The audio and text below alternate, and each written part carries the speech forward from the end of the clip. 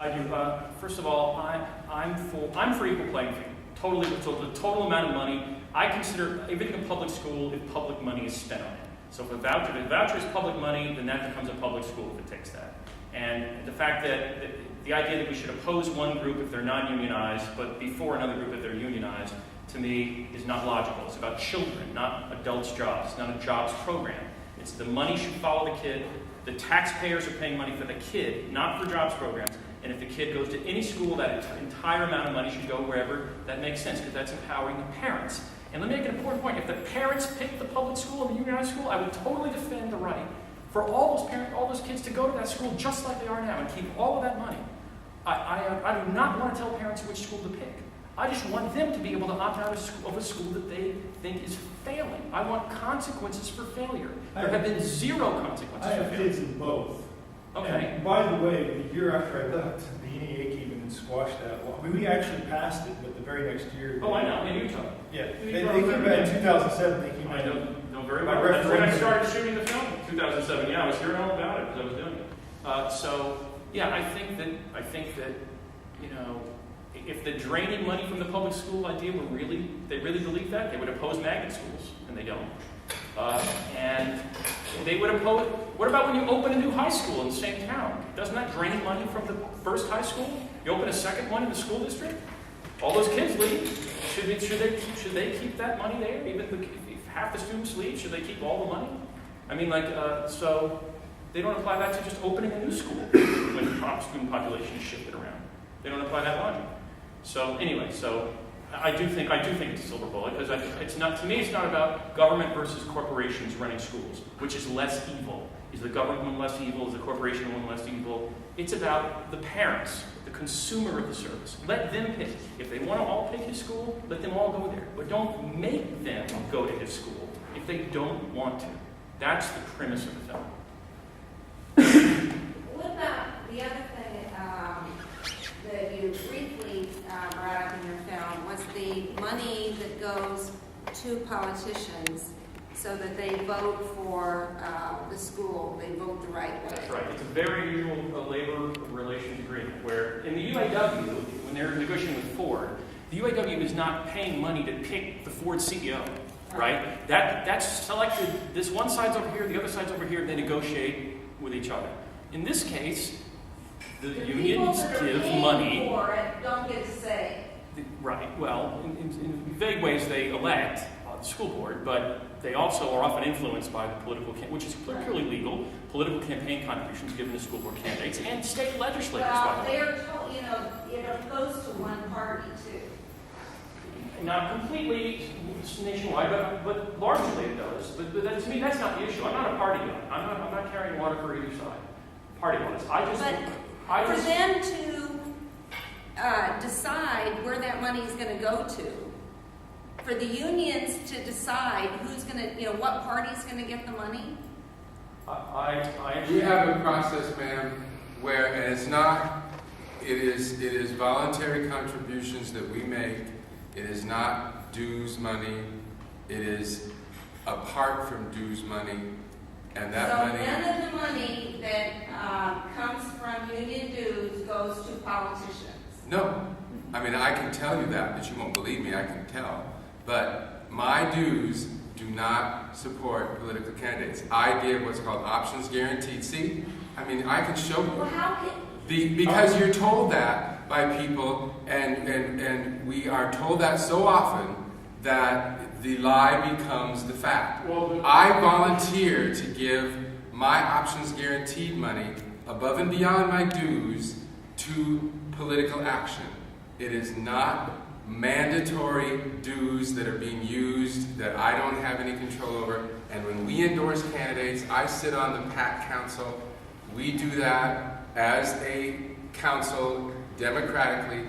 We in Tippecanoe County endorse Ronnie Alting, we endorse Randy Truitt, we endorse Republicans, we endorse Democrats. I'm a Republican. The fact that our union money goes to help all Democrats is a big lie. And the fact that it's money that we don't control or that we don't volunteer to give is not a fact. But what he's saying is technically correct, by the way. There are Technically. PACs. Well, then I'll explain what I mean.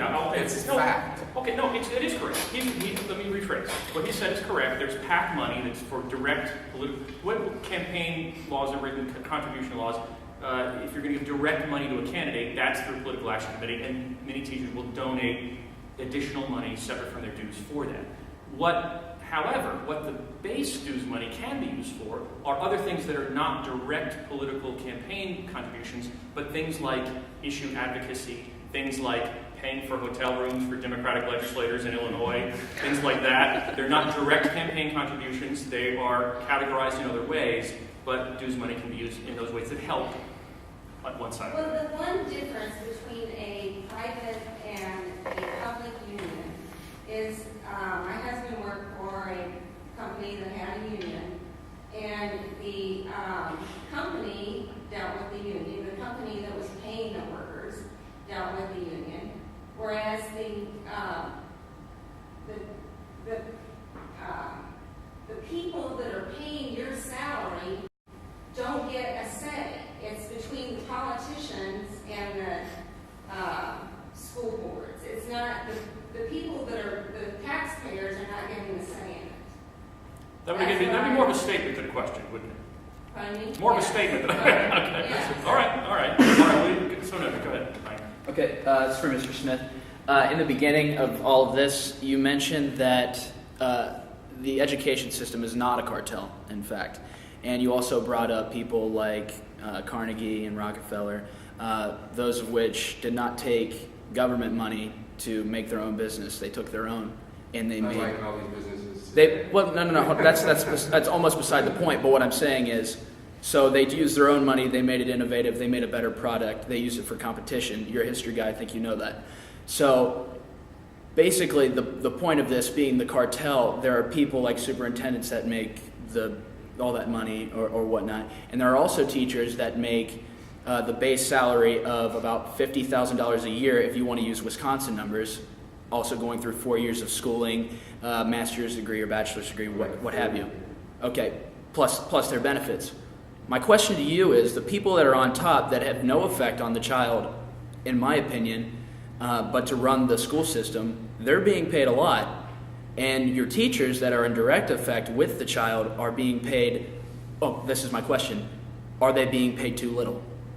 And if so, because that is what a lot of people say. Actually, in the Exponent today, someone said that teachers don't do it for the money. So therefore, they're already kind of. My wife does. Well, that's fine. Some people do. And get the groceries. That's fine. But teachers, I mean, I remember my teachers in high school that actually took a couple days off because they weren't getting paid enough.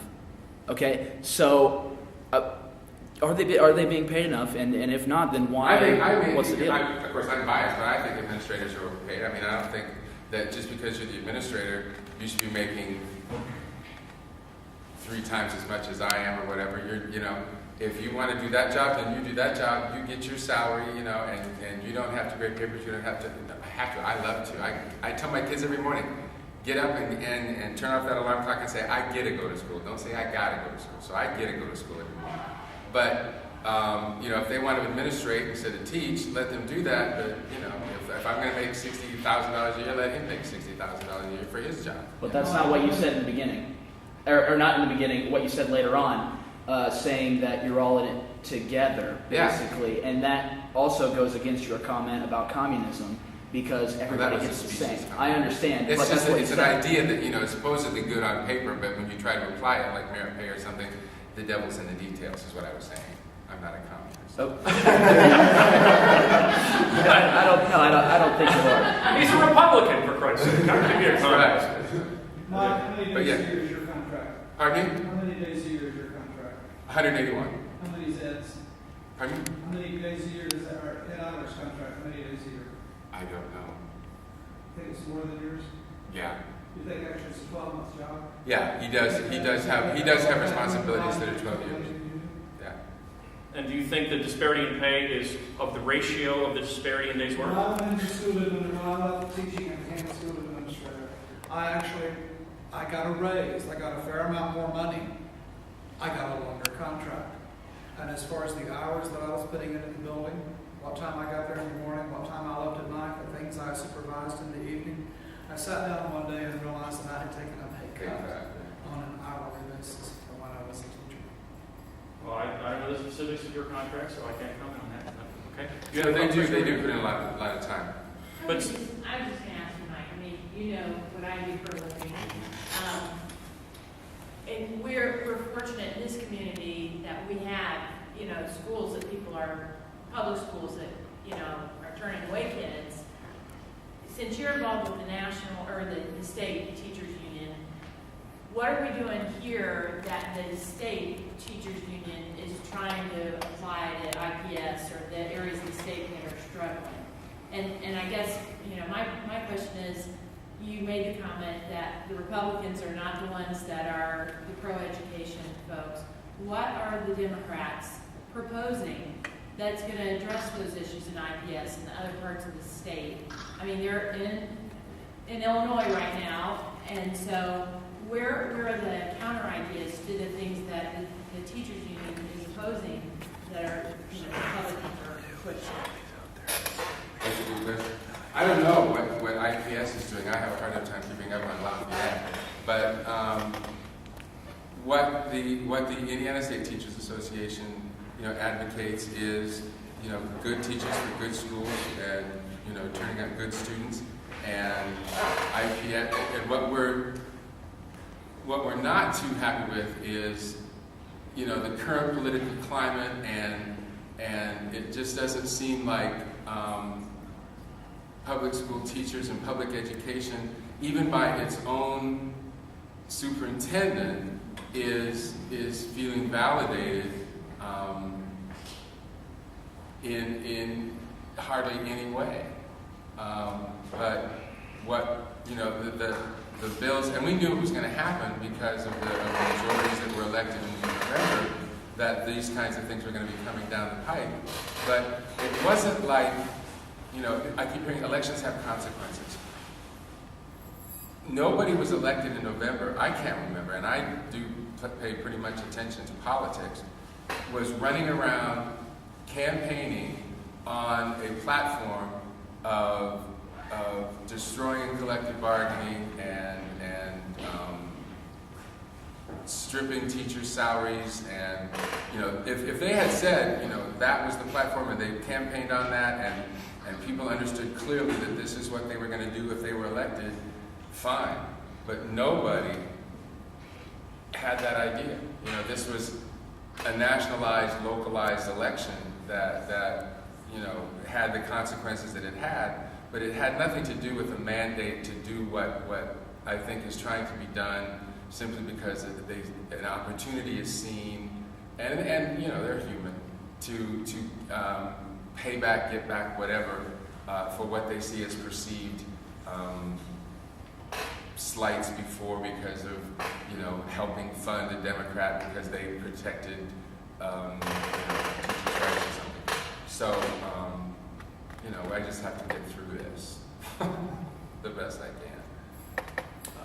I think it's a good question. I mean, generally, the answer I usually hear is that more money for public schools is the other side's proposal.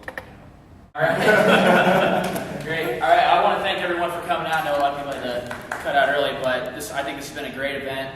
Thank you, Mr. Smith, and especially Mr. Bowser. Just sign a pass so I can get home to my wife. Yeah. It was after 9 o'clock. Yeah, there you go. So thank you, everybody. Let's give a round of applause.